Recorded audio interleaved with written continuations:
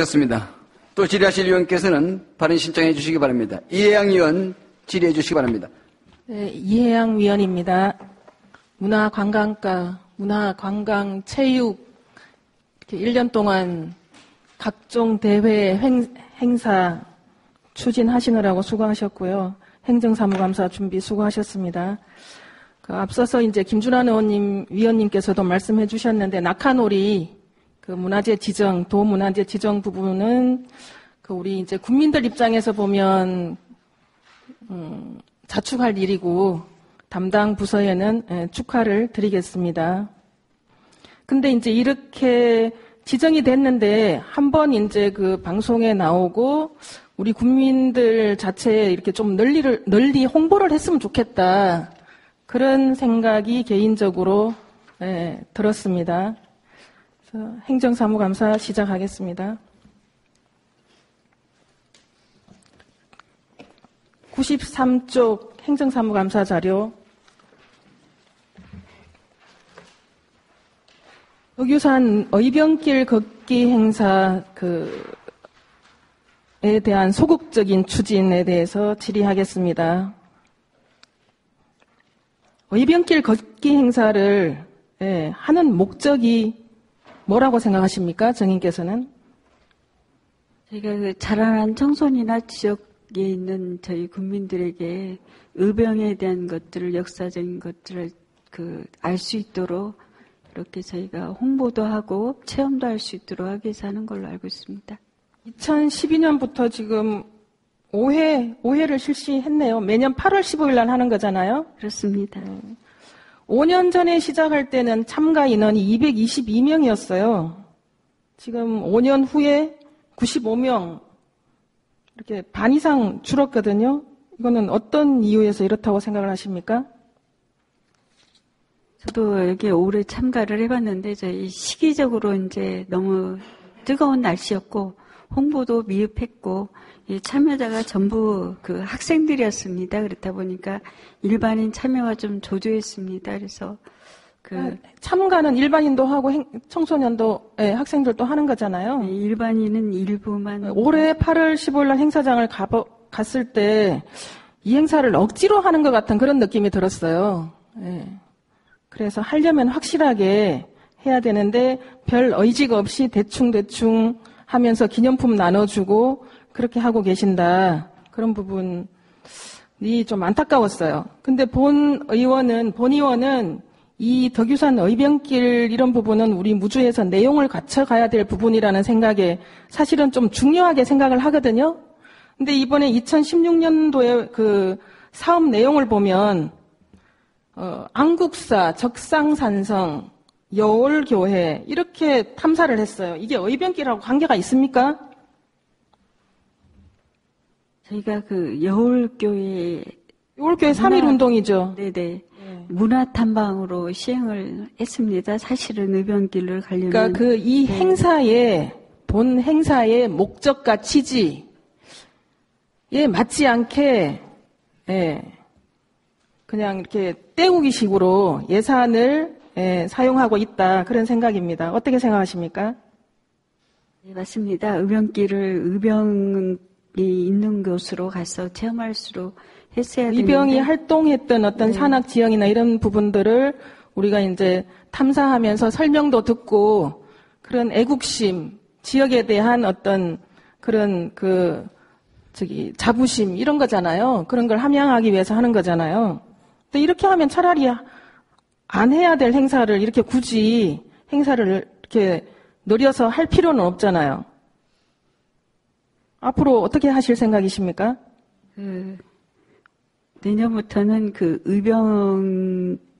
저희들 의병 참여했던 책자도 있습니다. 그걸 기반으로 해서 그 지역을 탐사할 수 있도록 코스를 개발해서 그렇게 운영을 하겠습니다.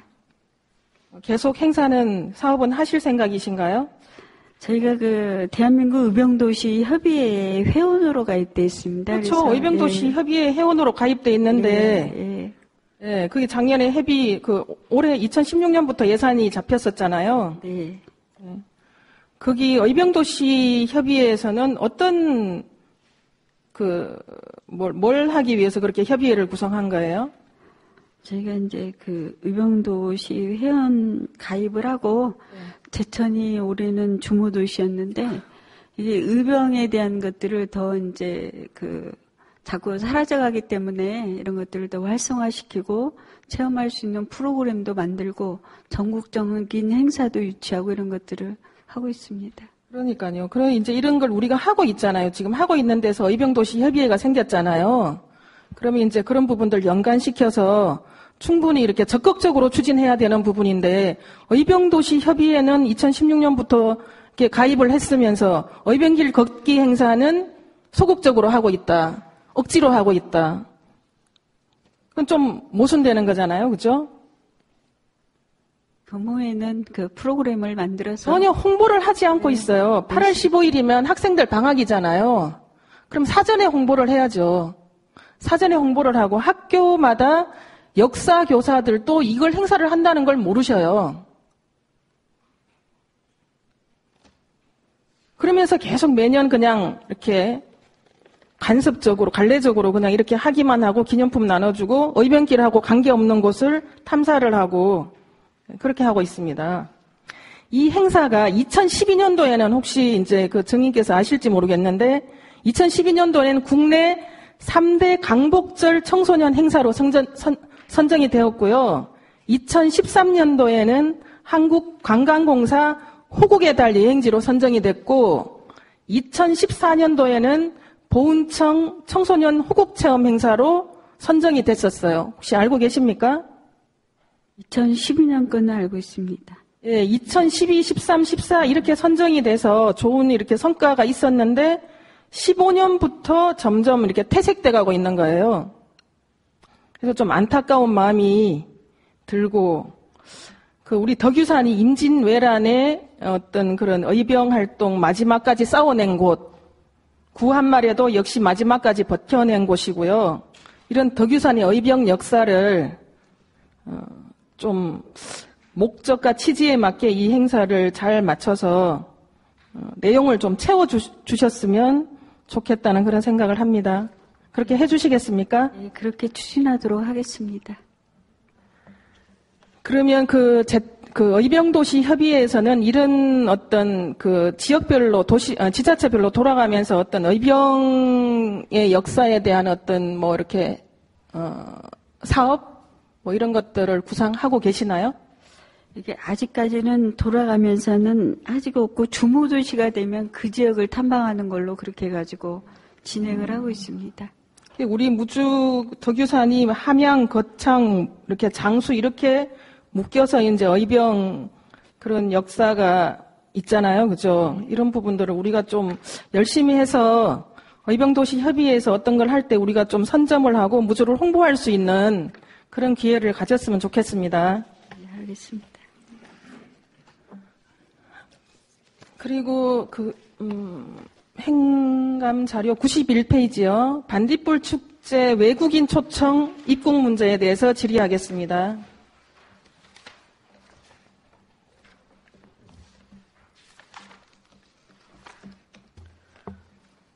반딧불 축제 외국인 입국 문제가 우리 축제를 시작하자마자 언론에 보도되고 무주 관내가 이 문제로 시끌시끌 했다는 거 알고 계시죠? 네, 알고 있습니다. 이 문제가 외국인 초청 문제가 어떻게 추진이 됐는지 좀 경과 과정을 설명해 주시기 바랍니다.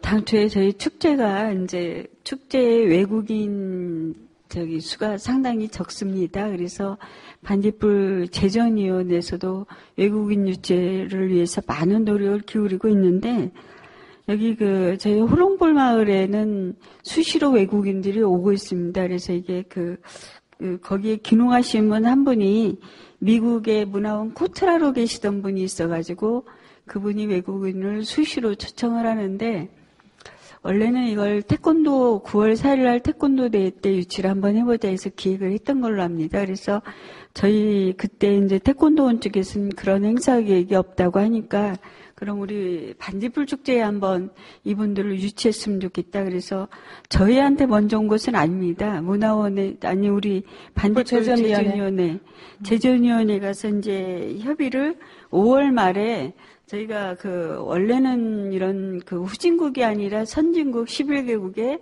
120명 정도를 초청해서 데리고 오겠습니다. 그렇게 제안을 했는데 저희 제전위원회에서는 그렇게 긍정적인 답을 안 주셨었나 봐요. 그래서 그게 조금 유화무화하다가 다시 이분들이 이제 또 한 번 와서 제전위원회에 말씀을 드렸고, 그리고 저희 제전위원회 당초 외국인 초청을 하려고 했던 계획도 있었습니다. 그래서 추진하게 돼가지고 이분들에게 이제 사실 이게 처음에 주최할 때가 잘못됐습니다. 이게 정확하게 어떤 인원이고 그러면 처음에 시작할 때는 우리 행정에서는 모르고 계셨다는 거잖아요. 그렇죠. 저희는 몰랐다가. 그럼 행정에서는 언제 아셨습니까? 저희가 이제 예산 기획단으로 나가 있으면서 저희가 예산을 가지고 조율을 했습니다. 제전위원한테 보조금을 이게 주고. 언제쯤이에요? 그거 저희가 알은 지난 8월 초 정도 됩니다. 7월 말에서 8월 초. 이렇게 외국인 초청에 이런 행사를 추진하면서 행정에서는 8월 초에 5월 말부터 추진한 어떤 일들을 담당 부서에서는 8월 초에 알았다는 게 좀 잘 이해가 되지 않습니다. 이게 이제 그런 외국인 초청은 당초 계획이 있기 때문에 외국인이 우리 축제에 이렇게 예산을 1,800만을 들여서 외국인이 우리 무주에 반딧불 축제에 오셨어요. 어떤 효과가 있어요? 어떤 효과가 있습니까? 우리 지금 농산물 대축제에도 차량 임대를 해서 도시인들을 그렇게 데리고 와야 되느냐, 해야 되느냐, 거기에 대한 찬반이 지금 엇갈리고 있잖아요. 그러니까 우리 증인께서는 외국인이 많으면 좋겠다, 축제에. 그래서 어떤 효과를 이렇게 보고 그렇게 많으면 좋겠다는 생각이 드십니까? 사실은 말씀하신 대로 외국인들이 우리 지역을 와서 그 나라 가서 우리나라를 홍보하고 외국인을 유치하거나 이런 것들 어렵습니다. 그런데 저희가 이런 최우수 축제나 대표 축제를 가기 위해서는 또 외국인의 그런 관광객 수가 일부 비율을 차지하는 부분이 있습니다. 그러니까 보여주기 위해서 예산을 들여서 이제 그렇게 데리고 오려고 하다가 지금 문제가 생겼잖아요. 이렇게 방문객 그런 거 이제 통계 수치 그런 게 사실은 우리 실질적인 주민들이 피부에 와닿는 게 아니거든요. 이렇게 물론 이제 잘 하려고 추진을 하다가 일이 잘못된 건데 잘 됐으면 그냥 지나갔겠죠. 잘 돼서 그냥 지나갔다 하더라도 굳이 이렇게까지 할 필요가 있나 그런 생각이 듭니다. 우리 반딧불 축제가 지금 20회에 왔잖아요. 그런데도 이렇게 외국인, 국제적인 어떤 추진을 하면서도 3개월 전에 착수를 해서 시작했다는 거는 계획성이 없다는 거잖아요. 주먹구구식, 그때그때 즉흥적으로 그냥 이렇게 해보자, 저렇게 해보자. 그런 거 아닙니까? 네, 처음 계획부터 사전에 준비가 미흡했다는 것은 저희가 인정하겠습니다. 예, 하려면 제대로 체계적으로 준비를 해야 된다는 거죠. 이것도 반딧불 축제를 준비하는 단계에서 같이 준비를 해야지 하면서 이거 추구하고 저거 추구하고 이렇게 하면 이런 문제가 생기는 거잖아요. 만약에 외국인이 우리 무주에 외국인 초청을 해야 된다라는 어떤 그런 사업 계획을 세웠다라면 순천시에 보니까 해외 관광객 유치, 팸투어 이렇게 거기에 대한 어떤 이제 민간 위탁을 해서 조례도 만들고 이렇게 해서 추진을 하더라고요. 체계적으로. 이런 준비 하나도 없이 이게 이렇게 맞는 건지 행정적으로 가능한 건지 아닌지도 이렇게 검토가 안 된 상태에서 이렇게 추진을 하다가 문제가 생겼습니다. 재전위하고 부서하고는 이거 추진 시작할 때부터 이렇게 협의를 하지 않은 특별한 이유가 있습니까? 저희가 당초 사업계획서에는 외국인 초청이 있었습니다. 그 반딧불 제전위원회에서. 그래서 이제 그 과정을 저희가 어떤 분들이 오고 어떤 계획에 의해서 하는 것들은 이게 펜투어 같은 경우는 저희도 이런 장기 계획을 수립하고 예산을 하는데 이게 반딧불 축제 프로그램 일원으로 제전위에서 했기 때문에 제가 좀 대처를 미흡하게 했습니다. 그래서 이 부분에 대해서는 저희도 많은 것을 그 과정에서 느꼈고 보완을 해야 된다는 것을 알고 있습니다. 단기적으로 우리 이제 반딧불 축제나 무주의 입장에서 본다면 그 우리 축제를 더 내실화하고 무주군을 경쟁력을 높여가지고 세계적으로 뭐 여행객들이나 그 배낭객들이 스스로 무주를 찾을 수 있도록 이렇게 하는 방안을 연구해야 된다고 생각을 하거든요. 어떻게 생각하십니까? 맞습니다. 그렇게 추진을 하는 것이. 이렇게 인위적으로 초청해서 이렇게 뭐 보여주기식 이런 행사는 좀 지양을 했으면 좋겠다 그런 생각이 듭니다. 네, 앞으로는 조금 더 내실 있고 알차게 이렇게 준비해서 하도록 하겠습니다. 네, 그 영상을 한번 보시겠습니다. 이게 이렇게 넘겨주세요. 무주군 후원 마크가 들어간 작년 2015년도에 반딧불 축제 때 문제가 생겼던 부분이에요. 이분이 남해에서 무주에서 대구에서 전국을 돌아다니면서 사기를 친 사람이에요.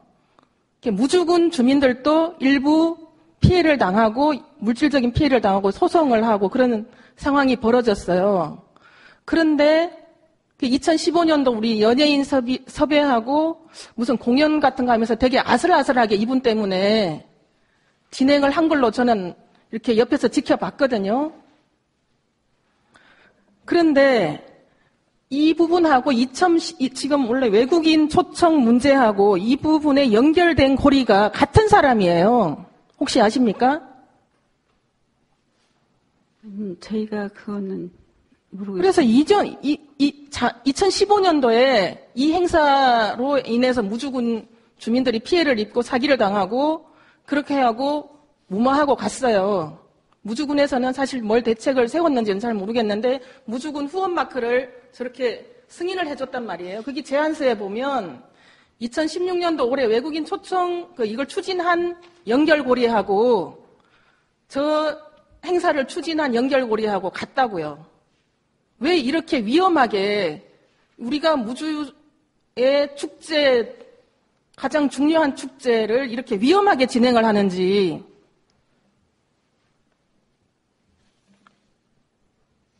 그러니까 저희가 2015년도에는 그 기획사하고 연결해서 제가 시행을 안 했지만 강인환이라는 그런 그 연예인 기획사하고 한 걸로 알고 저희가 이번 추진은 그 호롱골 마을라고 그러니까 강인환 씨를 무주로 데리고 온 연결고리가 똑같다고요. 네. 그건 저희가 파악을 못했습니다. 확인 한번 해보세요. 네네. 이렇게 2년째 연속적으로 이런 위험한 어떤 상황을 만들면서 반딧불 축제를 한다라는 거는 반딧불 축제가 그 20회째 이어져 오는 전통성에 우리가 너무 이렇게 그런 부분에 취약하지 않나. 뭐 잘못이 없으면 그냥 지나가고 그냥 잘 되고 그냥 지나가면 아무렇지 않게 지나가면 괜찮은 게 아니라 좀 꼼꼼하게 점검해서 이렇게 너무 급한 마음으로 이렇게 추진하다가 보니까 이런 일이 발생하는 것 같아요. 좀 계획적으로 추진해 주시기 바랍니다. 네, 알겠습니다. 다음은 반딧불 축제 신비 탐사에 대해서 질의하겠습니다. 우리 결산검사에서도 이제 지적이 됐잖아요. 반딧불 축제 신비 탐사 예산 편성이 이중으로 돼 있다는 거. 지금 2016년도에는 어떻게 처리를 하셨습니까? 저희가 이제 반딧불 축제에 실과소에서 있는 예산들이 많이 있습니다. 근데 이게 신비 탐사에 대해서만 말씀드리는 거잖아요. 신비 탐사 임차비를 저희 쪽으로 차량 임차비를 이중으로 편성을 하셨잖아요. 1,980만 원, 4,975만 원. 그래서 2015년도에 6,955만 원이 이제 예산이잖아요. 그죠? 그래서 이제 결산검사에서 지적이 됐는데 2016년 올해는 어떻게 예산이 편성이 됐습니까? 제가 올해도 편성을 했었습니다. 차량 임차비를. 어떤 부서? 문화관광과에 문화관광과하고 또 한 네네. 군데는요? 그 센터 친환경 농업과. 친환경 농업과하고. 그럼 문화관광과는 재정위로 가는 예산 속에 포함되어 있는 건가요? 저희 자체 예산입니다. 별도 예산인 네네. 거잖아요. 네. 문관과에 임차료, 친환경 농업과에 또 임차료 이렇게 두 군데로 편성이 돼 있는데 2016년 올해도 또 그렇게 했습니까? 그럼 총 얼마예요? 제가 차량 임차만 5,244만 8천 원이 들어갔습니다. 얼마요? 5,244만 8천 원이요. 근데 우리가 이제 2015년부터 반딧불 축제를 6월에서 8월로 에반디에서 넛반디로 바꿨잖아요. 그런 부분에서 신비탐사 부분 어떤 변화가 있었는지 좀 설명해 주시기 바랍니다.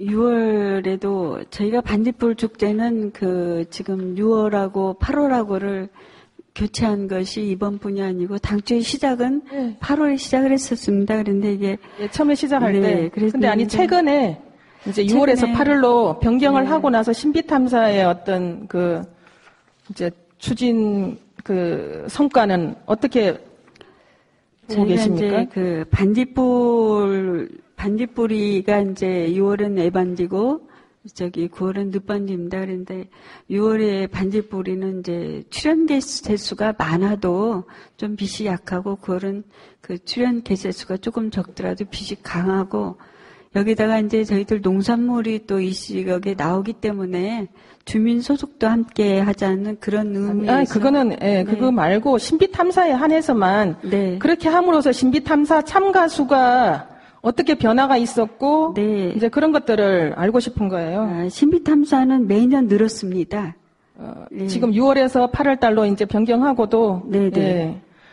그런데 우리가 이제 차량 임차료는 매년 지금 참가자 수는 거의 비슷해요. 늘지는 않았고 수적으로 보면 조금씩 줄어 있는데 6,886명, 6,850명, 올해는 6,400명 이렇게 집계가 돼 있네요. 맞습니까? 네, 맞습니다. 근데 이걸 계속 늘어가고 있다라고 말씀하시면 저희가 수치가 안 맞죠?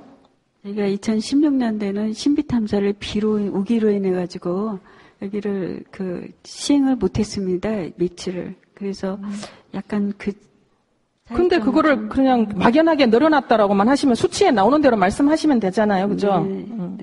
그렇게 됐는데, 근데 우리가 이제 넛반디는 출연 시간이 짧으니까 차량 임차료, 차량 운행비가 좀 이렇게 줄어들어야 되는 거 아닌가요?